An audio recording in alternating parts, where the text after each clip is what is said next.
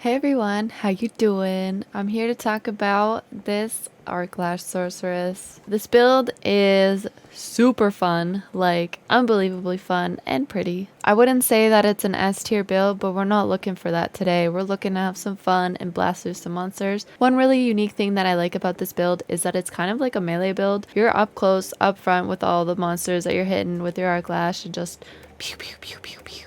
So let's get into it.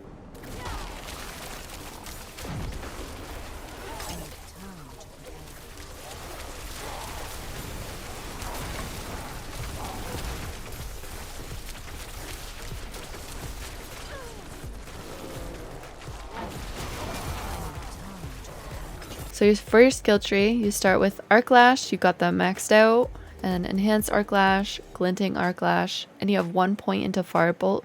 You need this for your enchantment. And you have Charge Bolt, 1 point, and Enhanced Charge Bolt, and Destructive Charge Bolt. And you have points into Chain Lightning, and this is from items only. 1 point into Flame Shield, Enhanced Flame Shield, Shimmering Flame Shield, 1 point into Teleport, Enhanced Teleport, Shimmering Teleport, Maxed Out Glass Cannon.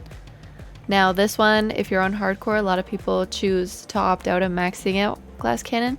They might only put 1 point in, but this build, like, it can handle it, so it's good with 3. And 1 into Elemental Attunement, Ice Armor, Enhanced Ice Armor, and Mystical Ice Armor. 1 point Frost Nova, Enhanced Frost Nova, and Mystical Frost Nova. Over here we got Precision Magic maxed out, 1 point in Align the Elements, and maxed out Protection. We have points into Lightning Spear from items.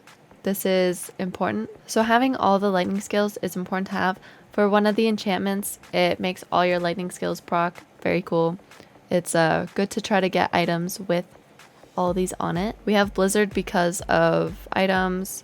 Same with Meteor, a 1 point into Inner Flames, and maxed out Devouring Blaze. This is good because your skills will cause enemies to burn. We have Firewall points from items, and Ball Lightning is maxed and has item contribution, and then Enhanced Ball Lightning and Wizard's Ball Lightning. We have Unstable Currents, Prime Unstable Currents, and Supreme Unstable Currents. Maxed out Cursing Currents, Electrocution, and Convulsions, and our key passive is Overflowing Energy. Our Paragon board looks like this. It's not complete because we're not max level yet, but this is what it's looking like as we're getting started. So we have Elementalist in our first glyph socket. Our second board is Frigid Fate, and we have Tactician in here. Our third board is Elemental Summoner, and we have Flame Feeder in here. And our fourth board is Burning Instinct, and we have Exploit in here. And for our enchantments, we're using Firebolt enchantment and Flame Shield enchantment. So for our helmet, we're using the Ever Living aspect. For our armor, we're using Disobedience. For our gloves, we're using Control. For our pants, we're using Might. For our boots, we're using Fortune. For our necklace, we're using Rapid.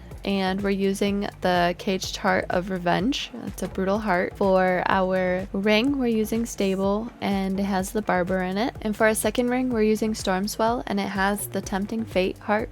It's a vicious heart in it. For our wand, we're using Conceited, and for our orb, we're using Gravitational. For the armor, this is not the best in slot.